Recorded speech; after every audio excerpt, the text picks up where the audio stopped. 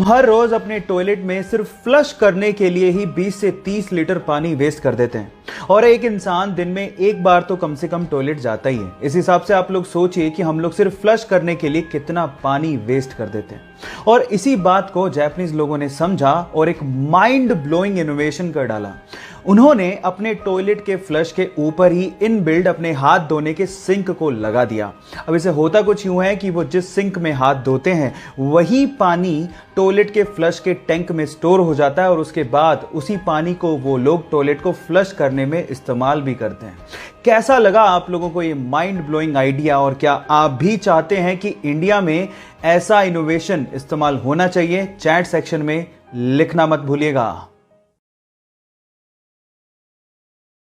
क्या आपको पता है कि इस दुनिया का सबसे हल्का सॉलिड मटेरियल कौन सा है? डोंट वरी, मैं आपको बताता हूं। वो है एरोजेल, जो कि 99.8% एयर से बना होता है। ये सुन के आप लोग हैरान रह गए ना? अब आप लोग इसको देख के सोच रहे होंगे कि शायद ये हीट के कांटेक्ट में आते ही मेल्ट हो जाएगा या जल जाएगा या हीट को ट्रांसफर करने लगेगा। तो यहां पर आप गलत हैं।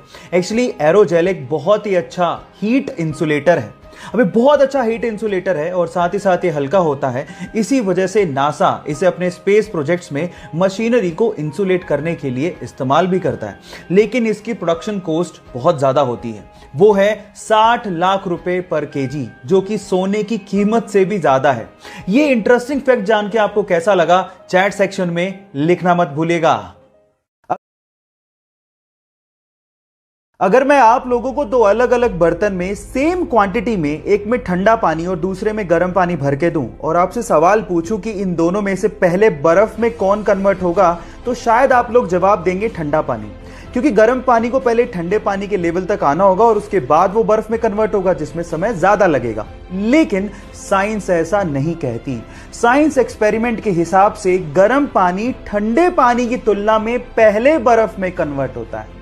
इस इफेक्ट को एम्पेम्बा इफेक्ट भी कहते हैं और इसे आप घर पे भी ट्राई कर सकते हैं। इस फैक्ट के बारे में क्या आप पहले से जानते थे? और अगर नहीं जानते थे तो चैट सेक्शन में लिखना मत भूलिएगा। गाइस आप लोगों ने फायर यानी कि आग को तो लगते देखा होगा। आग विजिबल होती है, जो कि आप अपनी खुली आंखों से देख सकते हैं। लेकिन गाइस, एक आग ऐसी होती है जो कि लगती है लेकिन दिखाई नहीं देती, जिससे जलन भी उतनी होती है। मैं अंदर की आग की बात नहीं कर रहा हूं, एक साइंटिफिक फैक्ट है बाय द वे। इस आग को हम लोग मिथेनॉल फायर कहते हैं, जो कि इनविजिबल होती है। जैसा कि आप इस वीडियो में देख भी पा रहे हैं कि लोग भाग रहे हैं क्योंकि उन्हें जलन हो रही है, लेकिन वो आग दिखाई नहीं दे रही।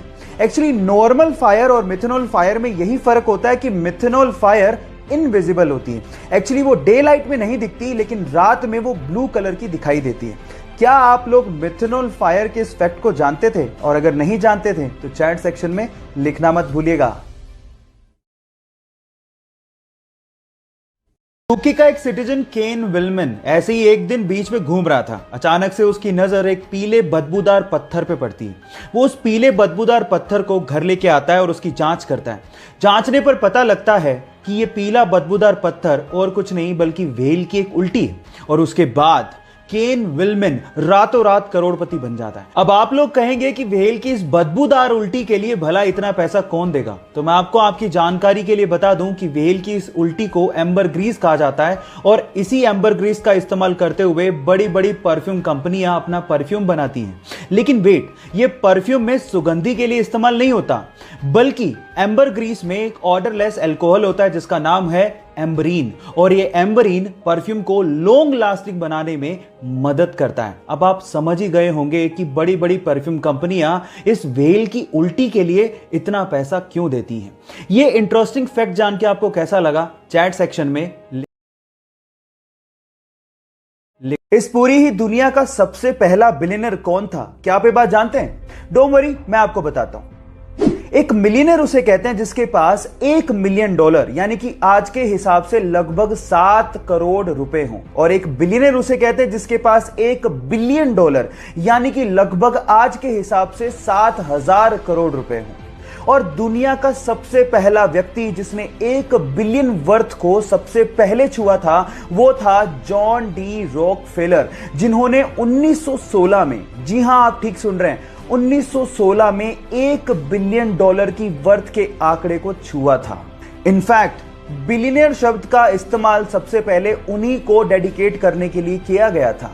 क्या इसके पहले तक इफेक्ट आप जानते थे? और अगर नहीं जानते थे तो चैट सेक्शन में लिखना मत भूलिएगा।